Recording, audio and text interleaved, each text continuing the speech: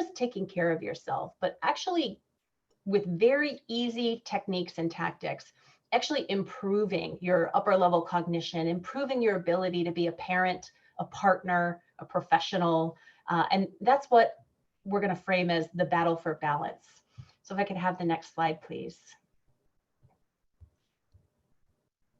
I started talking about mental fitness and peak performance because I wasn't always good at it.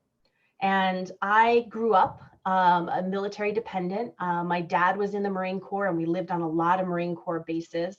So it was really childhood social conditioning dictating that I would join the Marine Corps myself, which I did.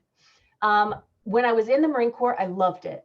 It was an intense environment. It was a constantly prove yourself environment. It was a press the gas, but you really don't need to know where the brake is environment. And I found myself really thriving there, but also not necessarily practicing any kind of balanced self-care. So I would do things like run a marathon, which I was proud of doing, but I would injure myself, while I did it. I would, if I was going to work out, I would make sure that I ran fast enough that I threw up afterwards, and that counted as a workout. I certainly didn't spend a lot of time getting quiet or getting still. And that was never something that was taught. It was never something that I focused on.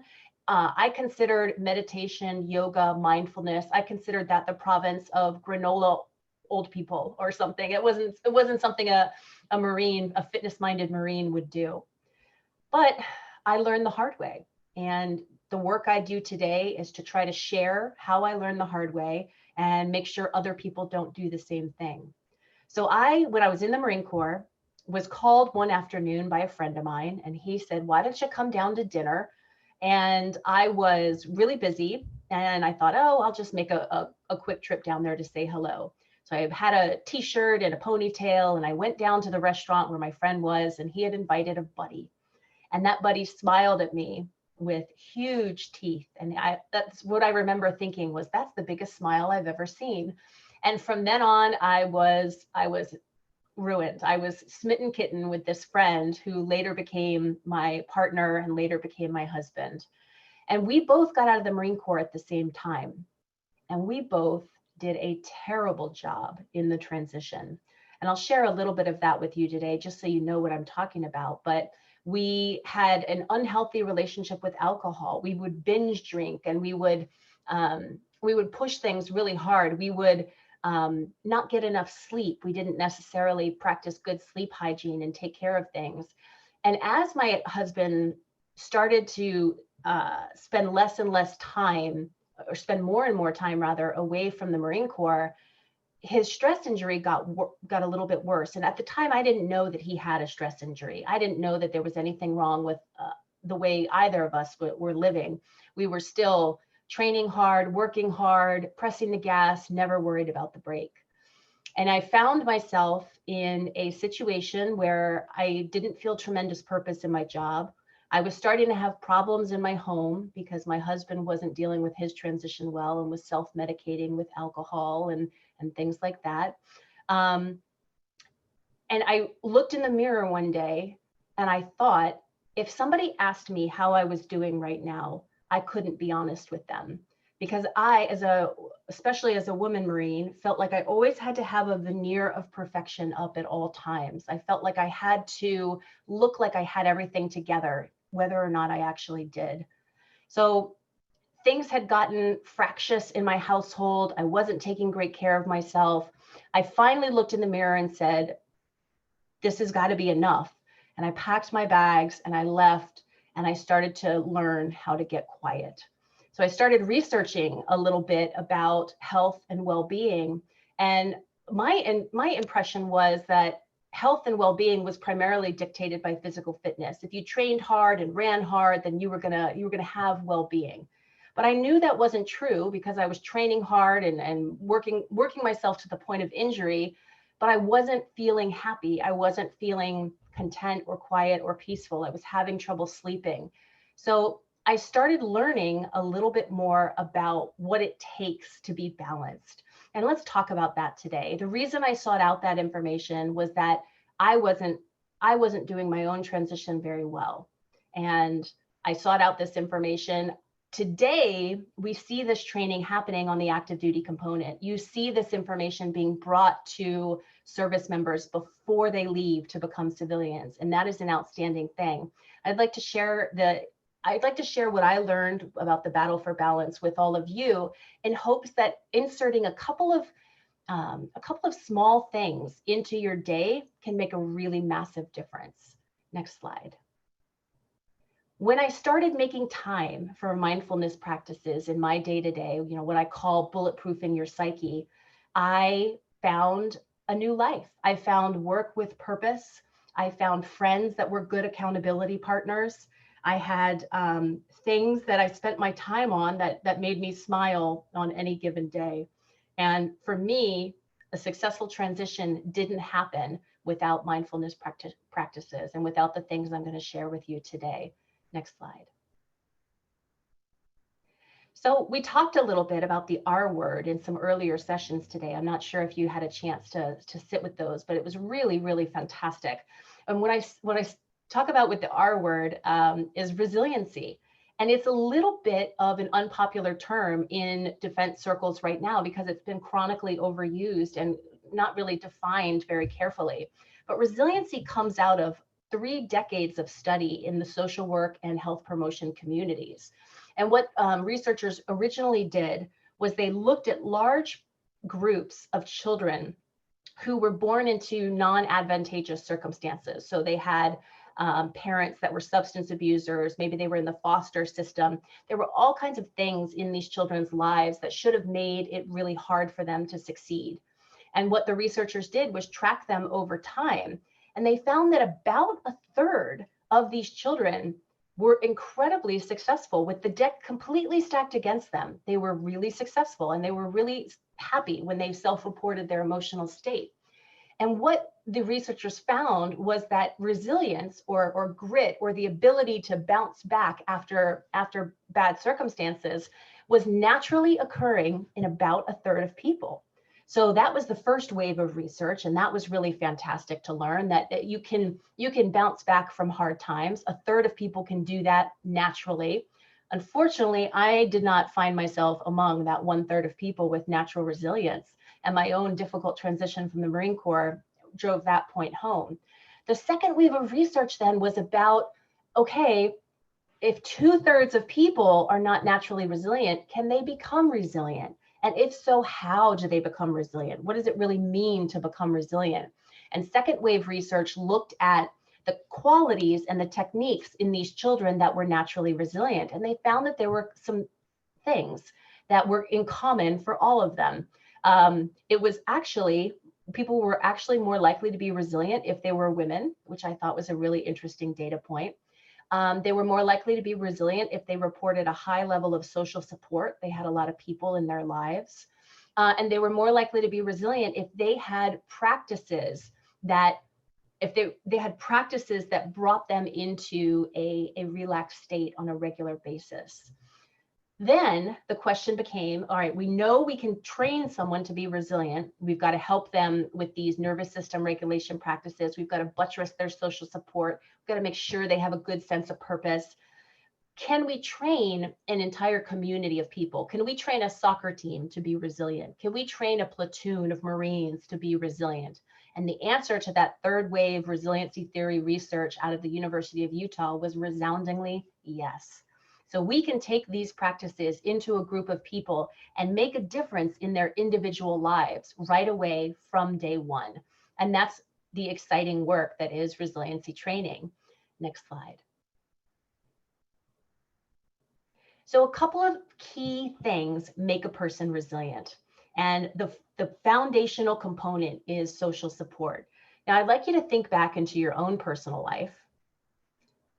Think back to a time where you either didn't have a lot of friends or family around, or everybody that you had around you was markedly similar to you.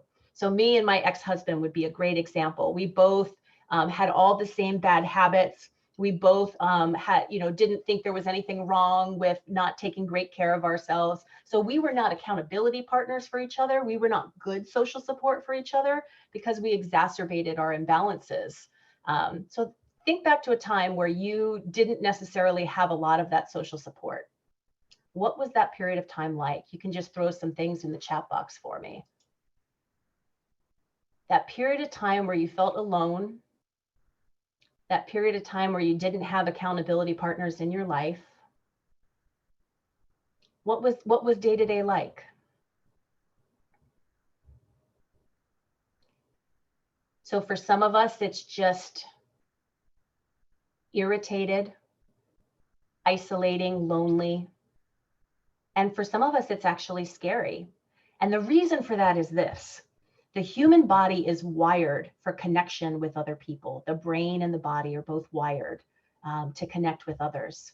And if you think about it, that makes really good sense. Your stress response fires when you're lonely. It's a scary thing. So think about, I always use the analogy of the middle school cafeteria. I was a new student so many times because I was a military dependent.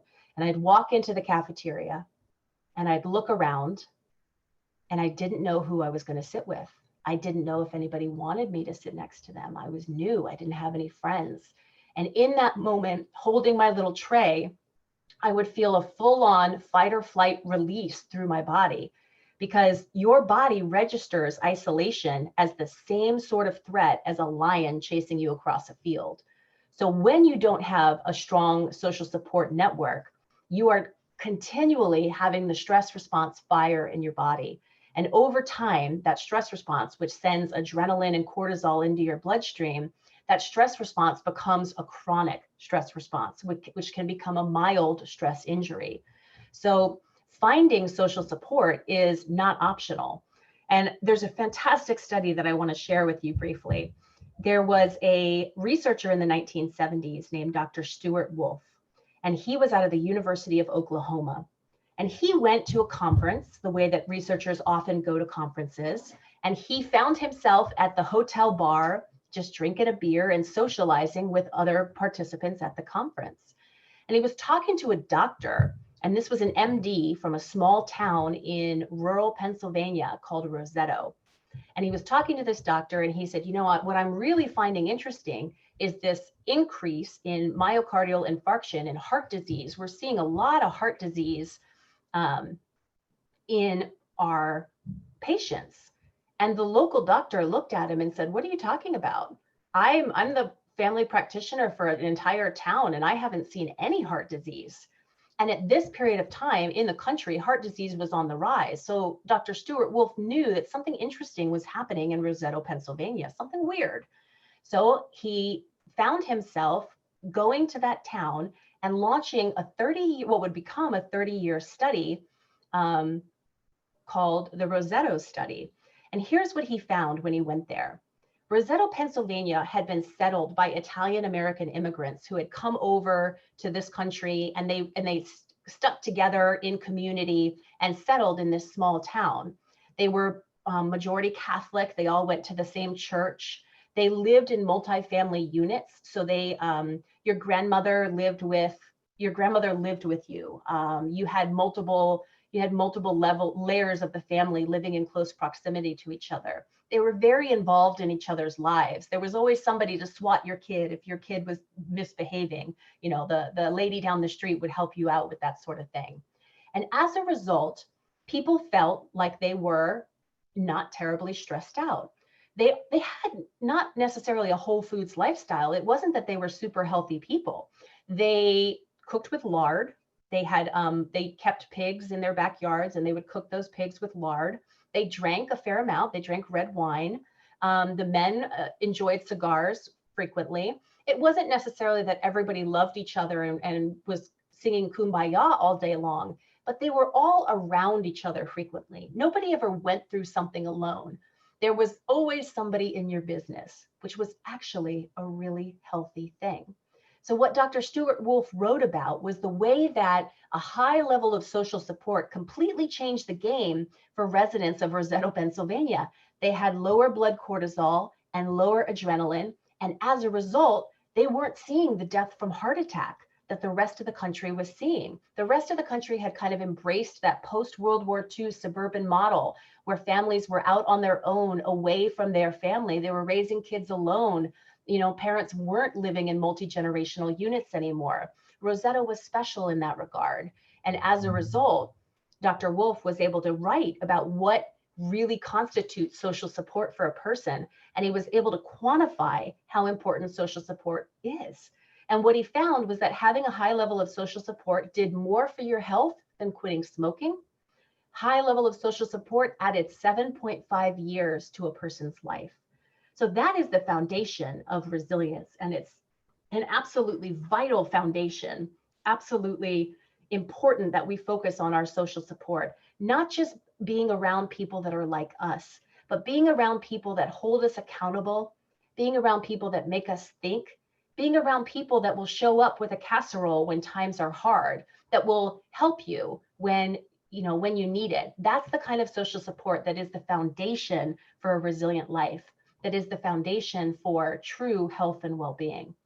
So once you move away from social support, you're talking now about self-care practices. And this is where I think there's some really interesting research and some important work. And we talked a little bit about this earlier today. When I say self-care, I'm not talking about putting cucumbers on your eyes and going to the spa, although that sounds fantastic to me right now.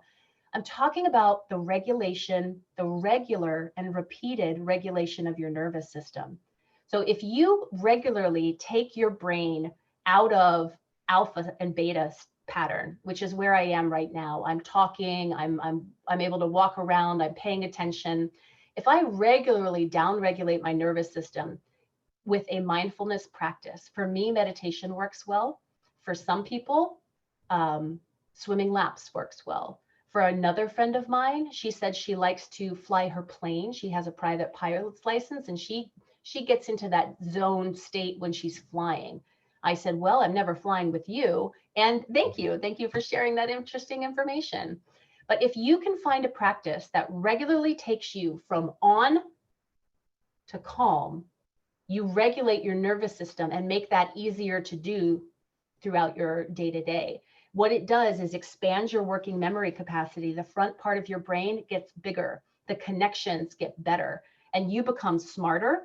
You are able to find your car keys at all times because you're not stressed out and forgetful, and you actually become more empathetic and able to connect with other people. So in this way, self-regulation becomes a positive feedback cycle, improving your social support as you improve your ability to downregulate your own nervous system.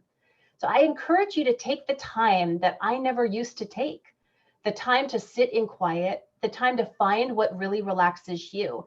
Now, I talk to a lot of people who say, Kate, thank you so much for your suggestions about yoga and meditation, but that just doesn't work for me. I think walking in the woods works for me, or I think petting my dog on the sofa works for me. And to that, I would say, absolutely. Everybody is going to have a different method for taking themselves from on to relaxed, and that's okay. You don't want to try to force somebody else's method on you. You've got to do what works for you and try and experiment. So science has shown that your working memory capacity, the front portion of your brain, grows when you do 3 minutes in the morning and 3 minutes in the evening of whatever your self-regulatory practice is going to be.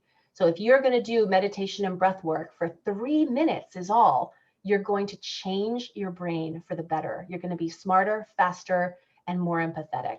So it's really, really powerful to think about self-care, self-regulation as a way to get resilient. And finally, we talk about spiritual practices. And here, there are two ways of looking at it. So from a secular perspective, you're talking about the top level of the Maslow hierarchy, that need for transcendence, that need to have purpose larger than yourself. So that's incredibly important. And you can either find that in your work, in your volunteer work, in your relationships, in your helping relationships with others, but that's incredibly important.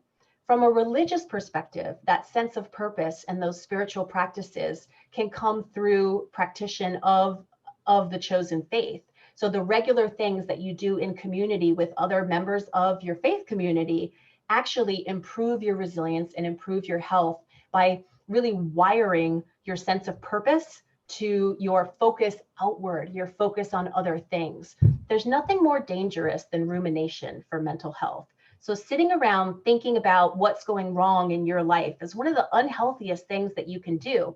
And that focus outward, that sense of purpose outward, can be incredibly, incredibly healthy.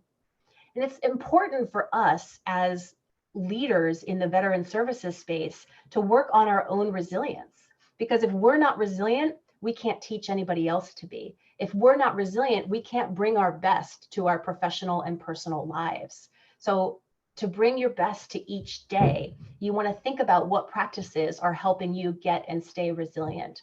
And I got a lesson in this in 2018 when I was diagnosed with breast cancer. I had to look in the mirror and say, great, I've been teaching resilience for the last decade.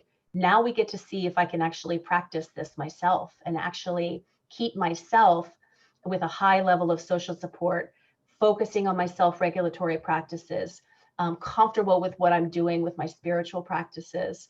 I've got to do all of that, for this health fight, for this health battle. And it's an incredibly powerful set of small things that make a big difference. Next slide.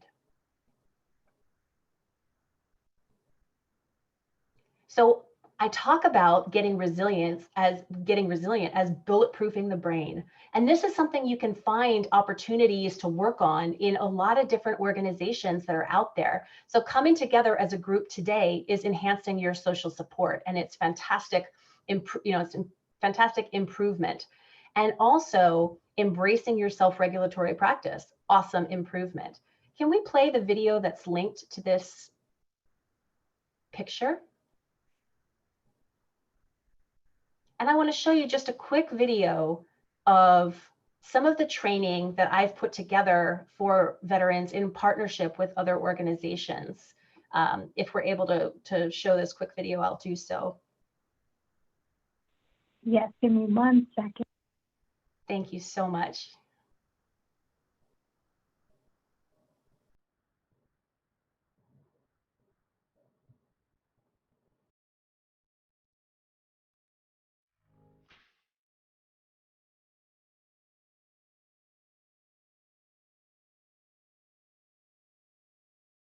Tapping into your highest self, finding what's your sustainable lifestyle, not a diet, not a crash workout, what's sustainable.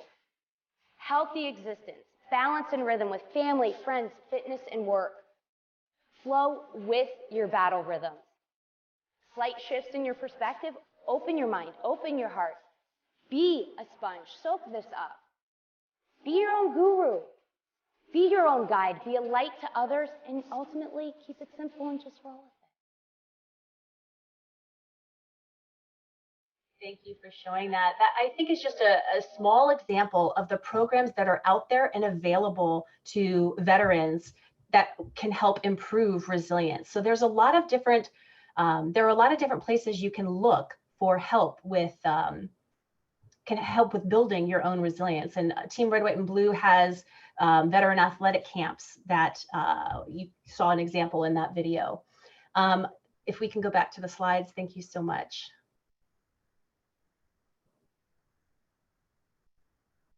And what I would suggest, next slide, what I would suggest is that you look for events and opportunities that are going to focus on your physical beyond just your physical well-being. So you're looking for something that approaches wellness from a holistic perspective. We had the opportunity in South Carolina to do an event for women veterans that was focused explicitly on building resilience.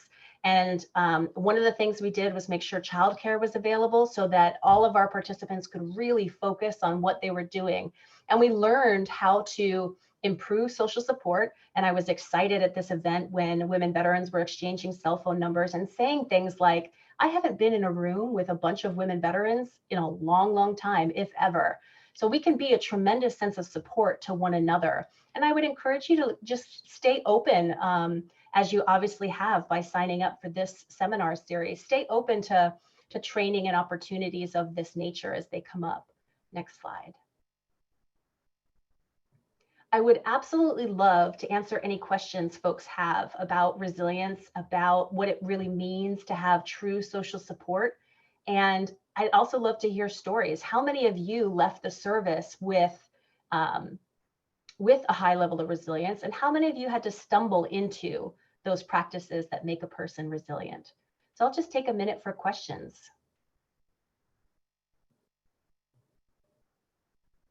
If there are any.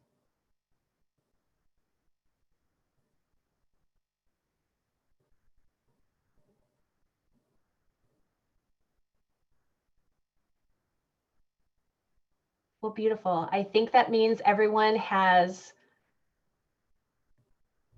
I think that, yes, everybody left the service, not necessarily. We got 4 days of transition assistance programming and it was fantastic, but there's a lot more preparation for leaving that we could have done if we really focused on the components of a resilient life and broke that down before we stumbled off onto our new path. So thank you for the time that everyone spent today. Thank you for the conversation. And I have really, really enjoyed this entire seminar series. Thank you for having me.